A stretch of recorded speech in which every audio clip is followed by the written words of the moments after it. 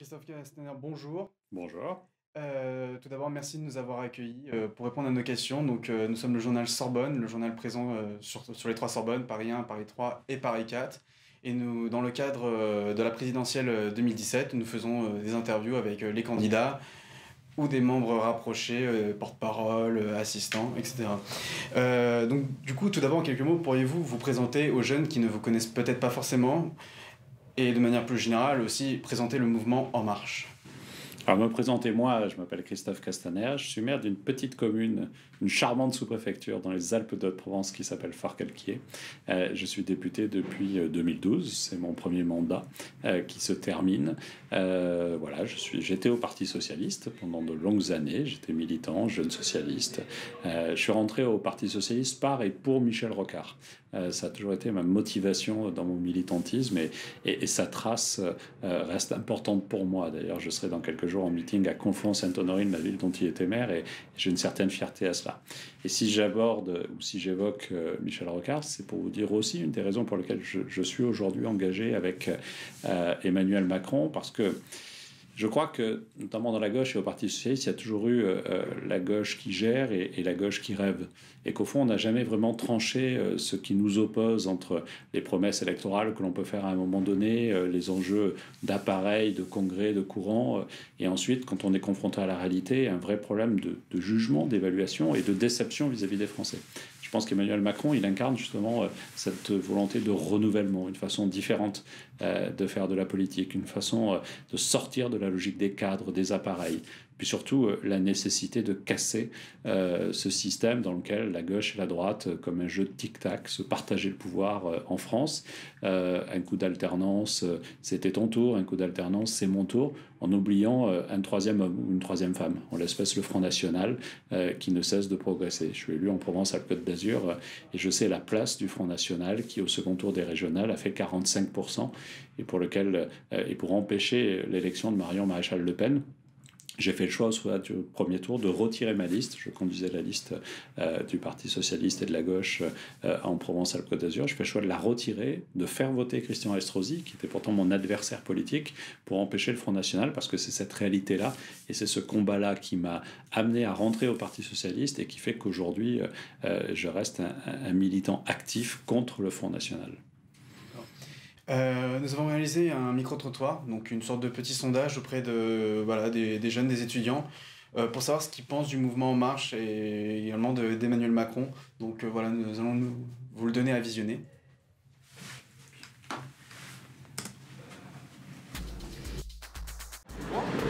Vide. Macron, astucieux. Beau gosse. Innovant. Sans programme. Médiatique. Économe. Arriviste. Libéral. Opportuniste.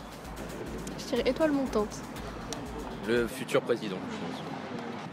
Nouveauté.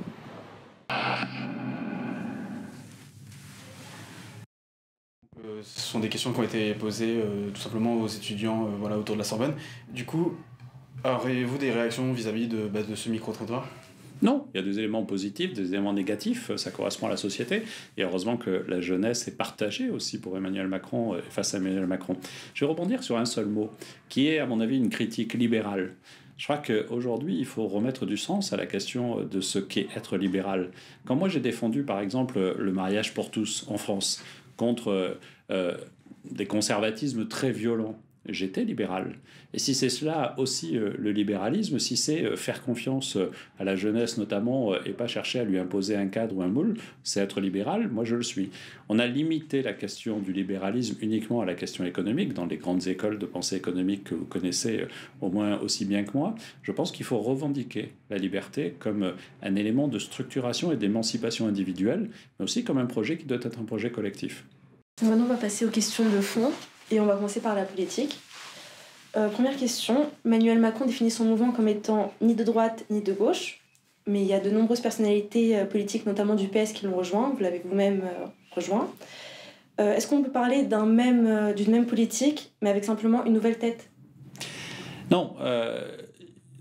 à mon âge, il est normal qu'en étant acteur politique, je me sois engagé dans le référentiel dans lequel nous étions. Et donc pour moi, c'était la gauche, c'était le combat contre le Front National, c'était le Parti Socialiste. Il y a aujourd'hui des gens qui ont aussi mon âge, qui ont eu ce parcours-là. Mais ce que j'ai pu constater, parce que justement, j'ai une expérience du Parti Socialiste, c'est l'inanité de ce système-là et le besoin d'en sortir.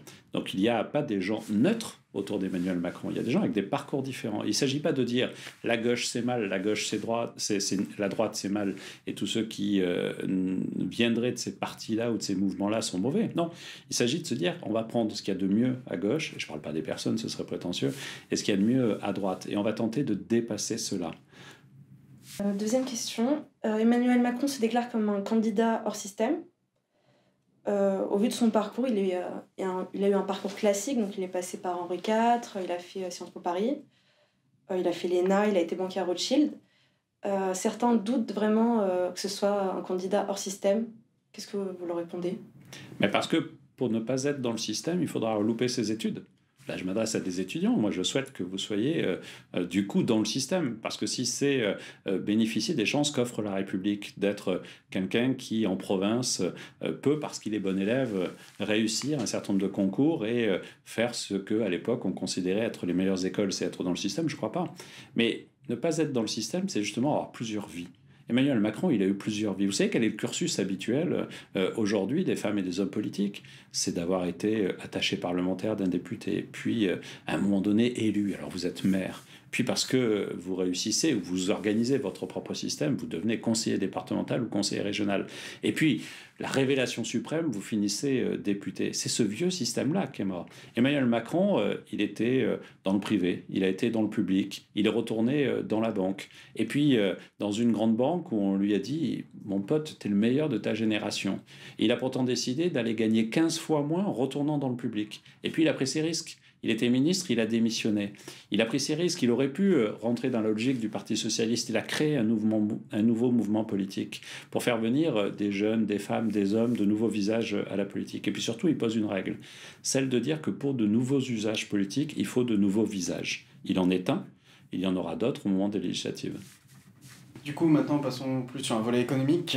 Emmanuel Macron est souvent associé à une société de l'ubérisation, c'est-à-dire une flexibilisation, voire une précarisation du marché du travail pour certains. Est-ce votre modèle sociétal pour la jeunesse ? D'abord, ne jetons pas toute la nouvelle technologie par-dessus la fenêtre. Vous savez, moi, il m'arrive de rencontrer des gens qui m'expliquent qu'Internet est un drame. Et j'ai le sentiment qu'on vit bien avec Internet aussi. Mais en même temps, ça présente des risques. Mais tout comme les enjeux de la transition énergétique, tout comme les nouvelles formes d'organisation du commerce, tout comme les changements du travail sont des risques. Alors soit on les regarde et on pleure, soit on fait comme le numérique, peut-être vous connaissez cet adage un peu mondial qui est que les Américains inventent, les Chinois copient et les Français régulent. Et on fait des lois sur le sujet pensant qu'on peut, en claquant des doigts, régler tous les problèmes. Ben non, Emmanuel Macron, il affronte ces sujets-là, mais il en fait plutôt des opportunités. Le numérique est une opportunité, à condition effectivement que la mise en œuvre de ces opportunités soit respectueuse. Le problème d'Uber, c'est pas l'application intelligente et une certaine amélioration du service et le développement des usages. C'est effectivement les conditions de travail des chauffeurs d'Uber. C'est effectivement la fragilisation des taxis qui se sont endettés. Et donc il faut aborder ces problèmes-là. Il ne faut pas se contenter de dire Uber c'est mal. Et donc ce n'est pas ce que fait Emmanuel Macron. Et donc aujourd'hui, là où certains disent il faut défendre le code du travail avec ses 1400 pages et son florilège d'articles, moi je préfère dire il faut défendre le droit au travail. Emmanuel Macron, c'est aussi il est également vu comme le candidat des startups. Est-ce qu'il faut dire aussi aujourd'hui aux jeunes d'oser entreprendre et comment les accompagner ? Bien sûr qu'il faut dire aux jeunes d'oser entreprendre parce que c'est une aventure extraordinaire et qu'en France, on a un peu cette culture de la réussite honteuse. Regardez le rapport qu'on a avec l'argent. Je ne parle pas de ceux qui pillent les caisses publiques pour s'enrichir personnellement. Mais en France, si vous gagnez de l'argent, vous en avez honte. On ne dit pas son salaire parce que c'est un sujet tabou et que ça fait toujours des dégâts. Moi, je reçois comme maire souvent des écoliers pour l'éducation civique. Et j'ai cette question qui vient toujours, c'est « Monsieur le maire, est-ce que vous êtes riche ?» Parce qu'il y a cette idée du pouvoir qui serait une forme de richesse et que du coup on serait forcément riche. Au fond, je crois que oui, donner envie d'entreprendre, c'est une vraie et belle chance. Et il faut l'encourager. Comment l'encourager? Notamment l'accès au crédit. Comment l'encourager? Notamment en développant, alors là je suis sur une des propositions d'Emmanuel Macron, à l'échelle de l'Europe, un fonds européen de capital investissement pour aider ceux qui justement prennent des risques à monter en puissance. Et sans être technique, on sait que le financement du haut de bilan dans une entreprise, c'est quelque chose qui est toujours un peu compliqué à financer. Donc on fait des propositions concrètes sur cela. Et puis en même temps, parce qu'on prend des risques, on peut se casser la gueule, on peut se planter. En France, si vous avez eu un accident dans un parcours d'entreprise, vous êtes rayé d'un trait rouge et vous ne pouvez plus forcément recommencer. Aux États-Unis, on considère que c'est une expérience de s'être trompé. Je pense que c'est important aussi. Et donc, on veut faire en sorte que, par exemple, le droit à l'erreur face à l'administration soit reconnu. Vous pouvez, de bonne foi, vous planter dans votre déclaration d'impôt. Vous bénéficiez, vous ne devez pas faire l'objet de pénalités immédiates. Et donc, on veut inverser les choses. On veut que l'administration soit plutôt en conseil de celui qui veut prendre un risque ou de celui qui fait sa déclaration d'impôt. Les procédures, elles existent, mais ce n'est pas notre culture, ce n'est pas notre règle. On veut changer la règle. Et oui, on veut privilégier le risque à la rente. D'accord. Et autre proposition, vous prévoyez de construire 81 000 logements pour les jeunes. Est-ce là le moyen de lutter contre la précarité croissante des étudiants? Alors, il faut, sur ces sujets, être plus actif, parce que la mobilité, c'est quelque chose d'essentiel. Et pourquoi? Parce que si vous habitez dans un endroit où il n'y a pas d'université, et il y a beaucoup d'endroits où il n'y a pas d'université, l'accès à l'université, le logement près de l'université ou de l'école peut être un vrai obstacle. Donc il faut lever ces obstacles. Il faut garantir le droit à la mobilité pour chacune et chacun. Et donc ça implique effectivement des capacités de logement qui soient adaptées. Mais on fait d'autres propositions parce que même un jeune travailleur aujourd'hui, quand il débarque et qu'il n'a pas 3 ans d'ancienneté avec un CDI, il ne trouve pas de logement. Et donc par exemple, on fait une proposition, c'est le bail pour les jeunes professionnels, parce que ça nous paraît important aussi qu'un jeune puisse avoir un droit au bail. La réalité aujourd'hui, c'est qu'il n'est pas accès facilement à un logement, même s'il y a des logements vacants. Donc il nous faut aussi, sur tous ces sujets, trouver des mobilités. Je pense que l'enfermement social, le déterminisme social qu'ont certains, il se prolonge très longtemps par une espèce d'assignation à résidence. Vous devez rester dans votre quartier, vous devez rester dans votre village ou dans votre ville. On est une société qui a besoin de bouger, on a besoin de changer d'emploi, on a besoin aussi de pouvoir, tout au long de sa vie, pouvoir être protégé. C'est une des mesures qu'on suggère avec le droit à la démission et l'indemnisation chômage pour le droit à l'indemnisation. Tout simplement parce que la liberté, et c'était votre première question sur le portrait d'Emmanuel Macron sur lequel j'ai voulu rebondir, la liberté c'est quelque chose d'essentiel. La responsabilité de l'État c'est d'accompagner, de donner la garantie de la liberté, le logement en fait partie. On va passer à des questions plus sociétales. Donc il y a de plus en plus de jeunes qui sont désintéressés par la politique. Est-ce que vous pensez qu'ils peuvent toujours se retrouver maintenant dans la Ve République, dans ses valeurs, dans ses institutions? Moi, je crois que oui, on peut se retrouver dans la Ve République. Mais vous savez, moi, ce qui me surprend, c'est que les Français et les jeunes sont intéressés par la politique, mais ils n'aiment pas les politiques. Et est-ce que je peux leur en faire reproche ? Est-ce que quand on voit aujourd'hui 2 candidats à la présidence de la République considérer qu'ils sont au-dessus de la loi et qu'ils n'ont pas à répondre pour l'une à une convocation de la police ou pour l'autre à se soumettre au juge et demandent un traitement particulier parce qu'on serait en période électorale, ça ne donne pas confiance. Et puis tous les errements qui sont pas plus nombreux chez les politiques que chez les plombiers, que les choses soient claires. Vous avez des malhonnêtes partout et il n'y en a pas plus en politique, ni à droite ni à gauche dans notre raisonnement actuel, je peux vous le dire. Les politiques sont des gens passionnés par ce qu'ils font. Mais il n'empêche qu'il y a quand même des errements. Et que ces errements, pendant longtemps, on voulait les banaliser. On voulait considérer que nous étions au-dessus de la loi. Et donc évidemment, ça ne donne pas confiance. Et puis regardez cette mode dans laquelle nous sommes qui consiste à chaque élection municipale, cantonale, régionale, à faire une kyrielle de promesses qu'on oublie immédiatement. Donc oui, la première chose à faire, c'est redonner de l'espérance. Pour donner de l'espérance, il faut être exemplaire. Il faut des institutions exemplaires. Et pour répondre très concrètement à votre question, quand Emmanuel Macron a organisé la Grande Marche, on a fait un rendu de cette Grande Marche qui a été la base de l'élaboration du projet, avec près de 100 000 personnes qui ont été contactées, qui ont été rencontrées, qui ont contribué à l'élaboration du projet. Et le premier meeting de rendu de la marche, c'était à Strasbourg. Et Emmanuel nous a dit, on va traiter de la question des institutions et la question de l'exemplarité et de l'éthique en politique. Et nous étions quelques-uns à lui dire, non, il faut commencer par des choses qui parlent aux gens, le pouvoir d'achat, la sécurité. Et non, il nous a dit la chose suivante. Il nous a dit non. Si on veut changer ce pays, il faut commencer par garantir l'exemplarité, l'éthique dans les institutions. Et le premier meeting qu'il a fait à Strasbourg, il posait la question, par exemple, du casier judiciaire pour un élu. On ne peut pas être candidat En Marche si vous avez un casier judiciaire. On ne peut pas revenir 10 ans, 15 ans, 20 ans après si vous avez été condamné pour des fonctions d'élu. Parce que y a plein d'autres métiers à faire dans la vie. Si vous avez été condamné une fois, c'est pas la peine de revenir en politique. Et donc il a posé ça comme principe. Mais il dit pas il faut changer la Ve République parce qu'elle aurait été écrite par le général de Gaulle. Général de Gaulle, il parlait de cette France qui est la nôtre et qui est aussi une France éternelle, quel que soit l'âge qu'on a, le rapport qu'on a avec ce pays, il est lié à notre propre histoire, mais surtout avec notre propre envie et notre envie d'avenir. Mais il reste quand même un problème, c'est celui de l'abstention. Est-ce que vous pensez qu'il serait intéressant de modifier le système de vote pour redonner envie aux jeunes de voter ? Alors d'abord, on a reconnu dans cette mandature le vote blanc. Et donc, je pense que c'est une première étape. Par contre, on ne lui a pas donné de conséquences. La conséquence seule qu'on a faite, c'est on aura à chaque élection le taux de vote blanc.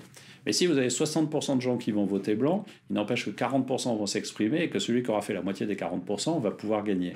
Ça ne me paraît pas logique. Et donc je pense que si on veut donner un vrai pouvoir au vote blanc, il faut aussi lui donner un pouvoir de censure. C'est-à-dire que si vous avez 50% de gens qui disent non, on ne veut aucun de ces candidats, à ce moment-là, l'élection n'a pas lieu et celui qui gagne dans la minorité des exprimés n'est pas reconnu. Ensuite, il y a la question du vote obligatoire. Certains pays démocratiques, comme la Belgique, le pratiquent. Moi, je suis ouvert à cette discussion, mais j'aime pas la notion d'obligation. Je préfère plutôt la logique de dire il faut donner un pouvoir à ceux qui ne veulent pas s'exprimer, et donc c'est plutôt le vote blanc reconnu qui me paraît aller dans le bon sens. Une dernière question, c'est sur l'Europe. Donc il y a le Brexit qui est en train de se faire en ce moment, il y a une montée du populisme sur l'ensemble de l'Europe. Il y a le traité entre l'Union européenne et le Canada, le CETA. Tout ça suscite beaucoup de polémiques. Est-ce que vous pensez que dans ce tumulte, il y a toujours un rêve européen pour les jeunes ? Moi, je l'espère. Et d'ailleurs, quand on sonde les jeunes, on s'aperçoit que ce sont les derniers qui croient encore dans l'Europe. Alors qu'à la limite, ce seraient les plus anciens qui devraient y croire, parce qu'eux, ils ont vécu la paix grâce à l'Europe. Mais ce n'est pas cet argument, moi, que je veux mettre en avant. C'est justement, nous sommes dans une économie mondialisée. Vous évoquez le CETA, par exemple, avec le Canada, ou le TAFTA avec les États-Unis. Cette économie, elle est là, elle est à nos portes. Et est-ce que, du coup, on veut se défendre à l'échelle de ma commune de Forcalquier, de la région Provence-Alpes-Côte d'Azur, de la France ? Je ne crois pas. Par contre, à l'échelle du continent européen, oui, vous pouvez organiser, négocier, peser dans cette économie mondiale. Et donc, c'est parce que je crois dans le besoin de se défendre, parce que je crois aussi dans la puissance européenne, que c'est par cette échelle-là qu'on arrivera justement à résister à tout cela. Mais il faut aussi avoir une vision positive. C'est difficile, parce que l'Europe est devenue totalement technocratique, repliée sur elle-même. Mais on reproche à l'Europe nos propres fautes. L'Europe a été faite comme ça parce que les politiques européens, français, anglais, allemands, par exemple, ont contribué à cette Europe-là. Le paradoxe du Brexit, c'est que c'est plutôt la logique ultra-libérale depuis Thatcher de la Grande-Bretagne qui s'est imposée à l'Europe. Et parce que cette logique s'est imposée, les Anglais disent on s'en va. Là, il y a un vrai contresens total. Moi, je crois dans l'Europe. Et Emmanuel Macron, c'est le seul qui porte ces exigences européennes, mais qui, du coup, porte quand même cet objectif européen. Les autres se contentent de la critiquer, de la dénoncer, de la contester, mais ne font pas de propositions concrètes. Nous devons, nous, en France, reprendre le pouvoir dans l'Europe et faire en sorte qu'avec un certain nombre de pays voisins, nous puissions réorienter cette Europe-là. Nous en avons besoin. D'accord. Quelques dernières questions donc, sur l'environnement, l'éducation et la culture, avant de conclure. Devenir citoyen, c'est apprendre des droits et des devoirs. Est-ce que le citoyen accompli a des devoirs aussi envers l'environnement et comment apprendre aux jeunes à devenir de vrais éco-citoyens ? Moi, j'ai le sentiment que les jeunes ont plus de conscience environnementale que ma génération. Parce que nous, le débat ne se posait pas. Je vous ai dit que j'étais rocardien. Quand j'ai connu Rocard, j'avais votre âge, j'étais militant rocardien, et il nous saoulait toujours avec deux sujets. La BOP, la bataille pour l'organisation de la planète. À l'époque, on n'avait pas inventé le mot mondialisation, et l'enjeu environnemental. Mais il était le seul. Il était le seul dans les années 80 à nous parler de cela. Donc je crois que la conscience est plus forte. On ne peut pas aujourd'hui se prétendre moderne si on n'appréhende pas les enjeux environnementaux. D'accord. Plus sur l'éducation, du coup, maintenant, votre programme souhaite développer les filières en alternance dans les lycées, ainsi que l'offre de licence professionnelle. De quel constat partez-vous pour cette proposition et quel en est l'objectif à terme de celle-ci? D'abord, le constat, c'est que quand on passe par l'apprentissage ou par l'alternance, on a entre 4 et 6 fois plus de chances de trouver un emploi.